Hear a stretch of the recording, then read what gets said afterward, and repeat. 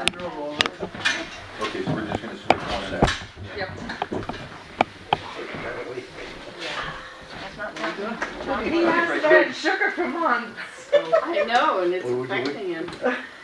This makes me on my A game. Yeah. We had a couple. We'll have to go since we've had three You're meetings waking them up today. out there. And we're all a little punchy. The Historical Society has some extras for those 2 years. Everybody So don't look they asked that. us for a written request. Oh, it's a wiggle. Uh-oh. That's number 12. Meeting for gamblers. Okay. I guess we'll talk, we can throw that in the text. Everybody's gonna change the channel. That's fine. YouTube will still help us. No wonder they get that too. Please stand by. Yeah. This has just been a test. We've been experiencing technical difficulties. You know, this would have been a real Real emergency. You would have seen us running out the door. Yeah. Justin still wouldn't be here right now. No, he'd be Now wait a here. minute, now, is that really fair? Because tomorrow's the 21st? Oh, wow. The Mayan calendar? We should I like freak them all that. out. Like, this is Yeah. crazy. Black screen. What are these ones, man? No, get out of those. No, that's the light. I got the candy again to chop. There's the channel, I don't know if I like cashews, but I'm gonna transit. That's only a regular amount, yeah. Good evening, welcome to the regular selectmen's meeting. Tonight is December 20th. We will open the selectmen's meeting. I'll entertain a motion to approve sign the warrants. I make a motion to sign the warrants. Second the motion. All in favor?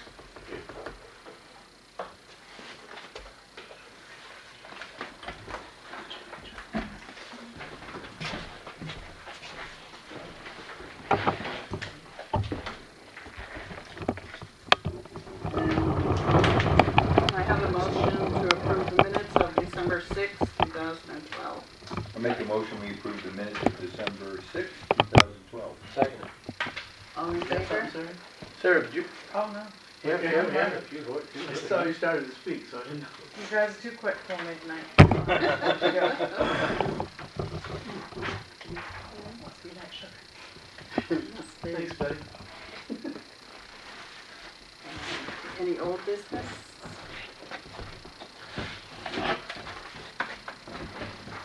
New business? Any further business? Yeah. Yeah, we start off with the ORPCs here. Okay, Welcome back. welcome. Want us to come up or? Yeah, come on up. Yeah. Get right on the camera. Yeah. Well, good evening. Hope everyone's doing well. If you want to pass those out. It's great to see some new faces. Congratulations on your new election to the board. My name is Glenn Marquis, Project Development Manager at ORPC. Bob Lewis, Director of Operations Planning and Safety Officer. So thank you for allowing us again a few minutes during the meeting. We thought it would be a good idea as the year draws to a close to come in and kind of do a little recap, a year in review, I guess. Summarize some of the activities that we've been working so hard at this year, and give you a little glimpse as to what the next couple of years might look like and what Lubec might expect from those. So 2012 was a pretty huge year for the company, as you probably all know. We did put we got our FERC license for the Cobscook Bay Tidal Energy project.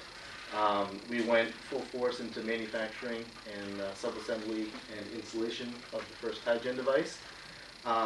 So thank you very much.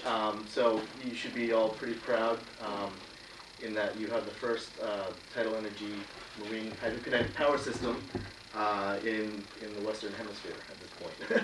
And what that means is that it's a hydrokinetic device installed, connected to the grid under a FERC license. So it's a pretty huge industry milestone. We're very happy and proud of it. It's been a challenging couple of years. FERC. Sure, I'm sorry. FERC is the governing agency, Federal Energy Regulatory Commission, and they grant licenses for any new electrical generating facility. And so yeah, it's been a great year. So we come here tonight with a note of thanks and gratitude to the town, all the residents involved, landowners, and folks that we've been talking to on a fairly regular basis. What this means coming up, well actually backing up, so we had that installation in August. Per the FERC license, we did recently complete a inspection and maintenance event for that unit as per the FERC license.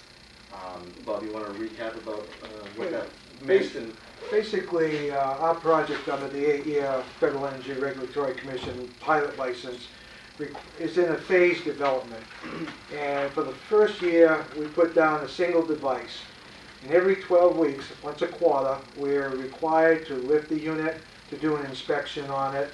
And we take that time not only to do an inspection, but as we continue to learn from our experience in the field and also some work we do on engineering design, we make modifications to that. And so with the successful deployment in August, we've also been able to retrieve and redeploy the unit, and we anticipate doing that a number of times during this first year. Given that base of knowledge, we'll then continue to proceed with efficient development of our next generations of units. This also has given us a time, as you've seen on some of your charts in there, with the installation, we've been able to work with local stakeholders, the regulatory agencies, Department of Resources, Russell, and others, to have people become more familiar with the location and what is going on. That is a continuing effort of education and dialogue with all parties involved. And we've noted, now we're heavily into the fishing season. It's gone relatively well. There's been a couple incidences on one of the sites that, one of the buoy markers there that we've had to attend to. But with dialogue, conversation with parties involved, I think that as time goes on, people become more familiar with what's going on there, and these incidents will be reduced in numbers. Bob, can I ask, I thought there was going to be a known time delay before the chart plotters would show the exclusion zone. And because during the fishing season, we have the mobile fleet that comes up from other locations to Lubec, they're not familiar with it. Our local fishermen are. Yep. And so if they don't see it on the chart and they're like, what's this? That is our concern as well, and the charts do have, the electronic charts do have the area marked, including the cable to shore. The newer release hard copies have also, but some of the older ones don't. The Coast Guard, and I have not heard it yet, that is beginning to do broadcasts twice daily to note that this installation is on that location to try to provide a wider range of knowledge for that. Good. So we feel with continued conversation with people that we will be able to make people more aware of what's going on. So you're saying on the GPSs, it's going to be plotted in on the GPSs, anybody that comes up with a boat, the site and everything is all marked out, just like they mark out all the other problems and sites and everything. Right now, if you That's have, what yeah, That's right. and you know, like provided a copy, it's on we the have one on desk the over desk, there. yeah. Because, you know, I'm a person that trusts but verify, so I actually went to the site and could see what do the people who have electronic capabilities, what do they see? Right, because the GPSs and stuff of today that you get on any of your boats are magnificent. Right, I mean, you right. can avoid anything, there's no excuses Yeah. at all why anything ought to be bothered outside of somebody saying they're better right here. Exactly. The other question I got is, out of this running, how has it turned out for you guys up to this point, percentage-wise, as far as electricity, and what percentage does she generate, and is it doing what you want it to do? Well, yeah, that's a great question. There's a lot to that, and we don't want to take too much time. No, just It is, you know, it's a pilot program, so we Right. we have some technical. We can do challenges better, here, we yeah. need to do better, you know, in terms of it. This is our first iteration.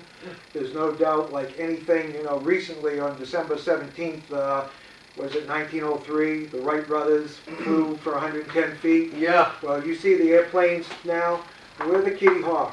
We said early on, we're the Kitty Hawk, and our device out there has sent electrons down the North Lubec Road down the new utility lines, and Glenn may speak to the pending upgrade to the telephone Right, lines right. there. We need to do better. Yeah, but it is, I mean, it's on the design curve. I mean, Good. it's operating. We do have juice going to the grid. It's being monitored.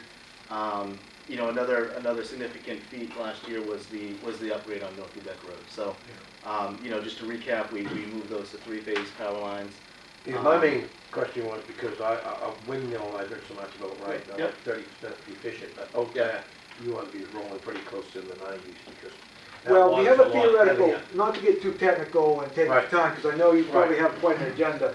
There is a theoretical limit, you know, so 90s is well above that theoretical limit. Okay. Well, yeah, but it is something. I mean, when we're here next year at this time, we'll have a lot more to report Oh, about good. efficiencies and output Good, and good some thing. general numbers. But Good so that was a significant journey last year. The most recent update would be the fact that the telecommunications have also been updated. So Fairpoint Communication has completed their work on North Lubec Road, as we spoke about, John, for phase 1.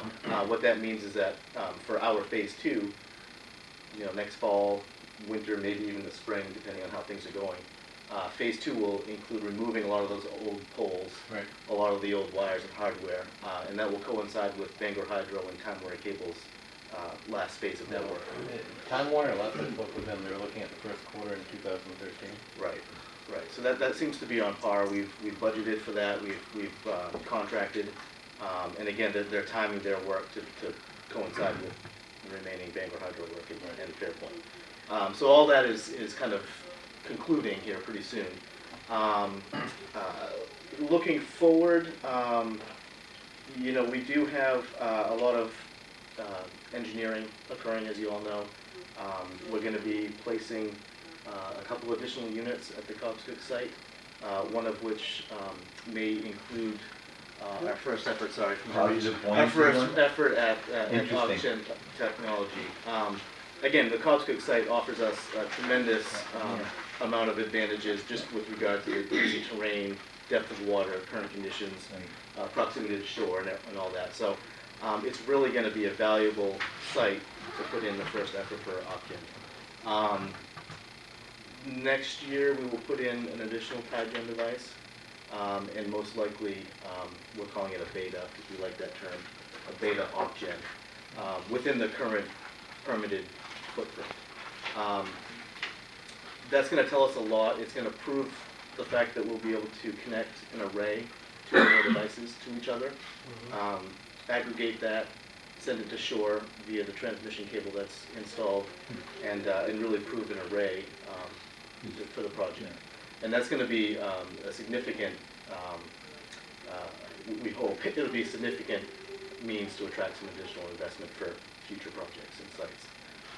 There's a lot to that. We do have to, if some of you recall the details of our original license, this is a little bit different than the plan. Our licensing folks are going through the process to modify that license. We don't anticipate any holdups or problems with that. It's just a different scale and a little bit of a nuance of the technology. So we don't anticipate any issues with that. And as you see in the handout, the real next effort may not be as applicable as Cobscook for Lubec, but it is going to be a major effort, will be the Western Passage Tidal Energy Project. How is this coinciding with the fishermen and the dragging as far as more bottom and stuff and being stocked up for generating? We've had a pretty good relationship with the fishermen. Typically, the spots that we've identified and have done some evaluation on don't really match up with the heavily harvested areas for the draggers. Okay. So they've actually helped dictate Yeah.